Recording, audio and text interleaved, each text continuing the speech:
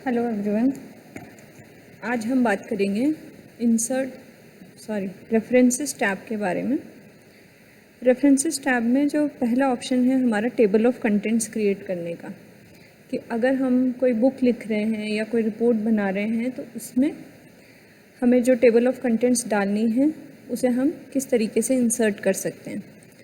हम देखते हैं कि अगर हम इसे एक बुक की फॉर्म में लिख रहे हैं और डिफरेंट चैप्टर्स हैं, उस चैप्टर में डिफरेंट सेक्शंस हैं, तो ऑटोमेटिकली किस तरीके से टेबल ऑफ कंटेंट्स क्रिएट होती हैं।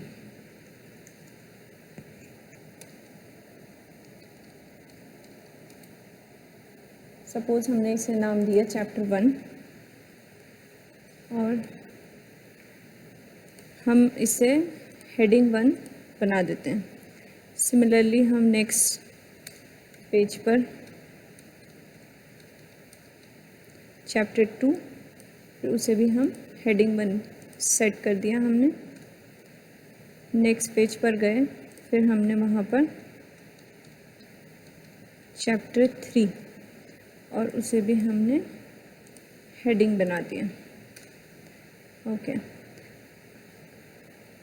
Next is chapter 4।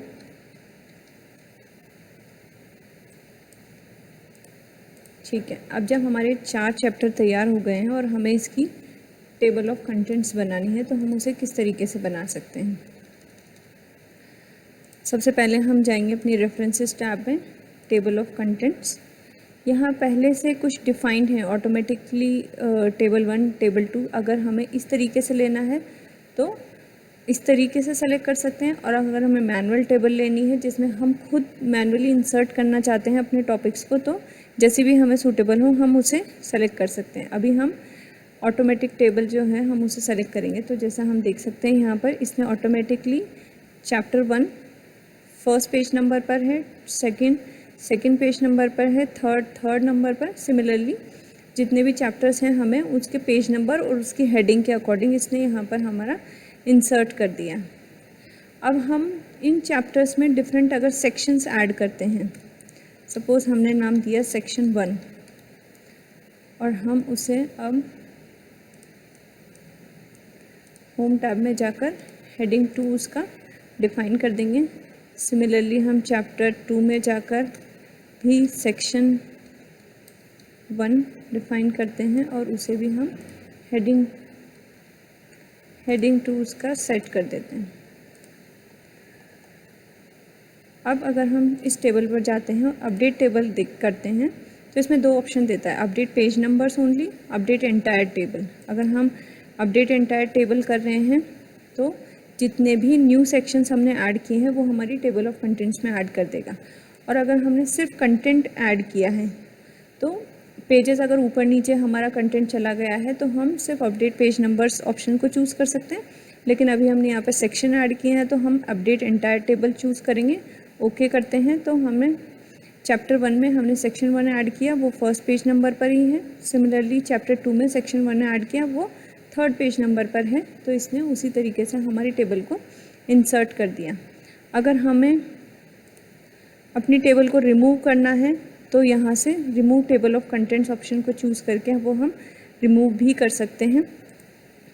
और जो हमारा मैनुअल टेबल वाला ऑप्शन था उसे भी हम देखते हैं। मैनुअल टेबल अगर हम सेलेक्ट करते हैं तो इसमें हम अभी जब हमने ये टेबल सेलेक्ट की तो इसमें हमें मैनुअली अपने जो टाइटल्स हैं वो एंटर करने पड़ेंगे, जबकि हमने पिछले जो टेबल ऑफ कंटेंट्स का फॉर्म सेलेक्ट किया था वो ऑटोमेटिक था। तो ऑटोमेटिक में जैसे ही हमने उसमें डिफ़ाइन कर रही हुई थी हेडिंग्स, उसी अकॉर्डिंग उसने चैप्टर्स और सेक्शंस को इंक्लूड कर लिया।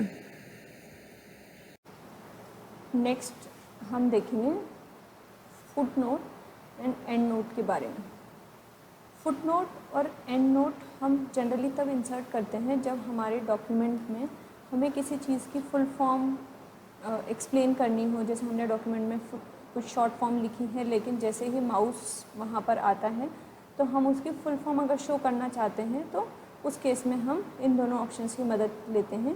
या हमें उस पर्टिकुलर वर्ड या लाइन के बारे में अगर हमें कुछ स्पेसिफिक उसके रीडर को बताना है कि ये कहाँ से लिया गया है या कुछ और एडिशनल इन्फॉर्मेशन हमें शो करनी होती है जो हम डॉक्यूमेंट में तो नहीं लिख सकते, लेकिन हम रीडर को कन्वे करना चाहते हैं, तो हम उस केस में इन दोनों ऑप्शन फुट नोट और एंड नोट का यूज़ करते हैं।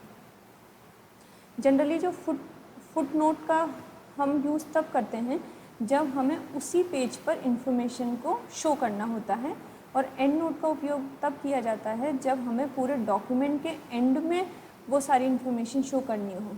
हम एग्जांपल की मदद से देखते हैं। जैसे यहाँ पर कुछ ये लाइन लिखी हुई है, अगर मैं इसके लिए कुछ फुट नोट इंसर्ट करना चाहती हूँ, तो जैसे हमने सेलेक्ट किया उसे, फिर हमने जैसे क्लिक किया तो ये फर्स्ट नंबर का फुट नोट है, तो उसने ऑटोमेटिकली 1 नंबर ले लिया, और हम यहाँ पर इसके बारे में जो भी डिटेल्स लिखना चाहते हैं वो लिख सकते हैं।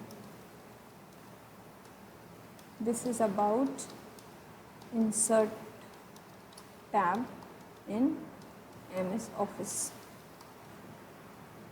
ठीक है। उसी तरीके से अगर अब जैसे हम यहाँ देख सकते हैं कि 1 नंबर इस जो सेलेक्टेड टेक्स्ट था हमारा उसके ऊपर शो हो रहा है, और जैसे ही हम माउस वहाँ लेकर जाते हैं तो जो हमने अपने फुट नोट में इंफॉर्मेशन लिखी है वही हमें यहाँ पर विजिबल हो रही है। अगर हम नीचे पेज पर देखना चाहते हैं तो वो भी हम यहाँ पर देख सकते हैं 1 नंबर के साथ में ये इन्फॉर्मेशन। अगर हमें कहीं और इसको ऐड करना है तो हम वहाँ पर भी जाकर क्लिक करेंगे, और दिस इज़ फर्स्ट पैराग्राफ। तो अब हमें सेकंड पॉइंट और ये इन्फॉर्मेशन हमें यहाँ पर विजिबल हो जाएगी। तो हम यहाँ देख सकते हैं कि जब हमने फुट नोट को डाला है, इंसर्ट किया है अपने डॉक्यूमेंट में, तो वो हमें उसी पेज पर शो हो रहे हैं। अब हम एंड नोट को एग्जांपल की मदद से समझते हैं। अगर हम एंड नोट यहाँ डालना चाहते हैं, इंसर्ट एंड नोट, तो हम देखते हैं कि हमारा जो कर्सर है माउस का पॉइंटर वो बिल्कुल एंड ऑफ द डॉक्यूमेंट पर चला गया है, पेज 6 पर, जबकि हम उस समय पेज 2 पर काम कर रहे थे। और इसकी जो नंबरिंग है वो भी उससे डिफरेंट है। अब हम यहाँ लिखते हैं this is example of and note. अगर हम वहाँ पर जाते हैं फिर से तो हमें ये दिखाई दे रहा है this is example of and note, और यहाँ पर इसकी नंबरिंग आ गई है। तो इस नंबरिंग से हम पहचान सकते हैं कि ये एक एंड नोट है। तो एंड नोट की डिटेल जो है हमें वो एंड ऑफ द पेज पर मिलेगी। अगर हमें अपने फुट नोट्स पर शो करने हैं सारे प्रीवियस या next and note foot note पर जाना है, तो हम यहाँ पर इन ऑप्शंस की मदद से जा सकते हैं। प्रीवियस फुट नोट हम यहाँ आ गए। अगर फिर से प्रीवियस करते हैं तो it is send us to first foot note, show notes, view foot note area या एंड नोट एरिया। अगर हमें सारे फुट नोट एक साथ देखने हैं तो ओके, तो हमें उस जगह पर ले जाता है जहाँ पर सारे फुट नोट इंसर्टेड हैं।